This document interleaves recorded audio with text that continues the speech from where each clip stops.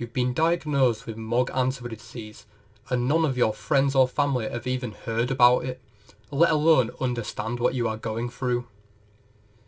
You would love to talk and hear others' experiences with the condition, but you don't know anyone else diagnosed with it. Support groups for MOG antibody disease are a great way to connect with others who also suffer from the condition. However, there are lots of different support groups for MOG antibody disease out there, so which one is best for you?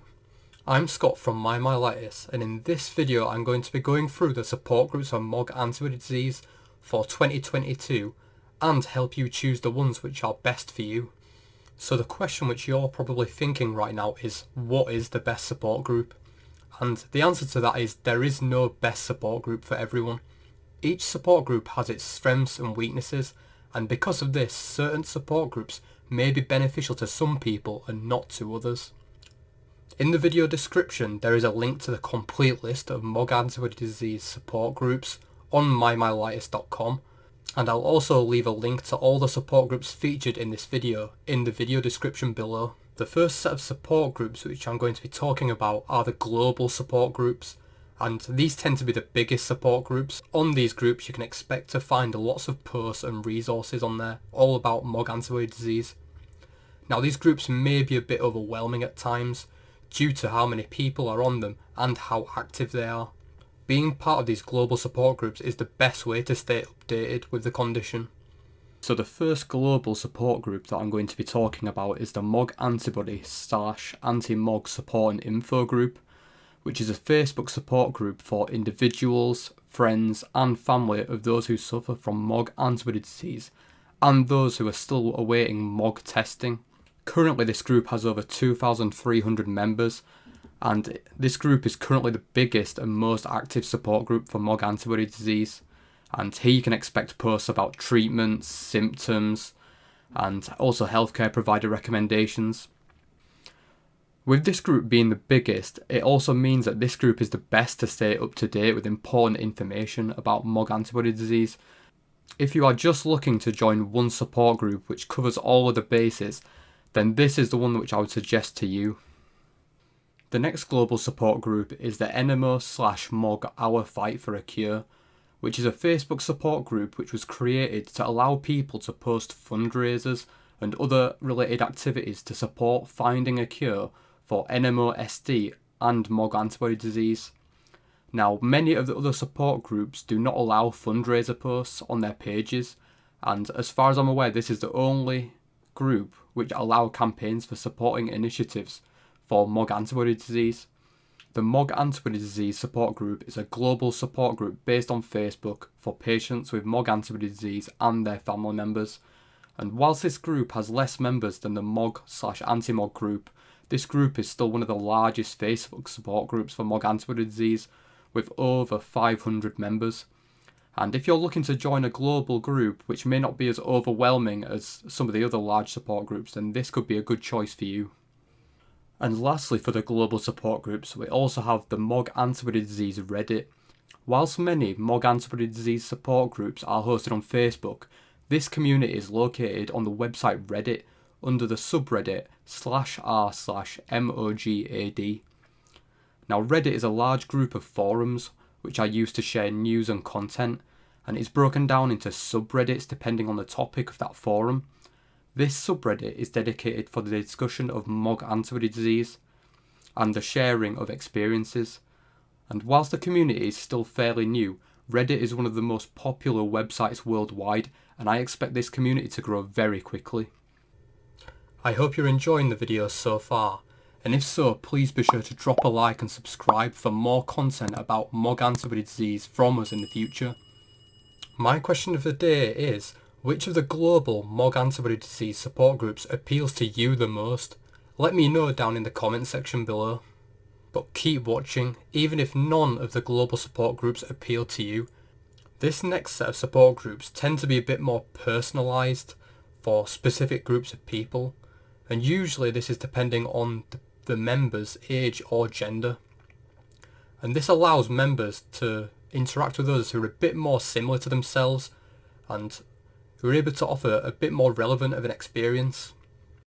So the first group of the more personalised support groups is the MOG/NMOSD support group for young adults, and this group is a Facebook support group primarily aimed at young adults with MOG Antibody Disease or NMOSD, and if you are aged 18 to 30, I would highly recommend joining this one. Many of the conversations here in this support group are more relevant to the young adult age group. Some examples include dating and managing relationships with MOG antibody disease, and whether or not you should disclose the condition when applying for jobs or colleges or university. This group also hosts bi-weekly Zoom calls on Mondays at 5:45 PM Eastern Standard Time, and you can sign up for the calls either inside the group or on the MOG Project's website. Now, since I was diagnosed with MOG antibody disease, this was one of the first support groups that I joined when it was formed in 2020. I have learnt more about MOG antibody disease from the Zoom calls with this group than anywhere else. The next group is the MOG Sloggers group, which is a Zoom support group hosted by the MOG Project for adult MOG antibody disease patients. This group has a suggested age of 30 plus, but no one will be turned away who has been diagnosed with MOG antibody disease. The Zoom calls for this group take place on the third Tuesday evening of the month at 7:45 Eastern Standard Time. If you would like to sign up for the Zoom calls, you can sign up either inside the group or on the MOG Project's website. The next support group is the Little Hummingbird's Nest support group, which is a Zoom support group designed to bring together the parents of kids with MOG antibody disease. The Zoom calls for this support group take place on the first Tuesday of every other month.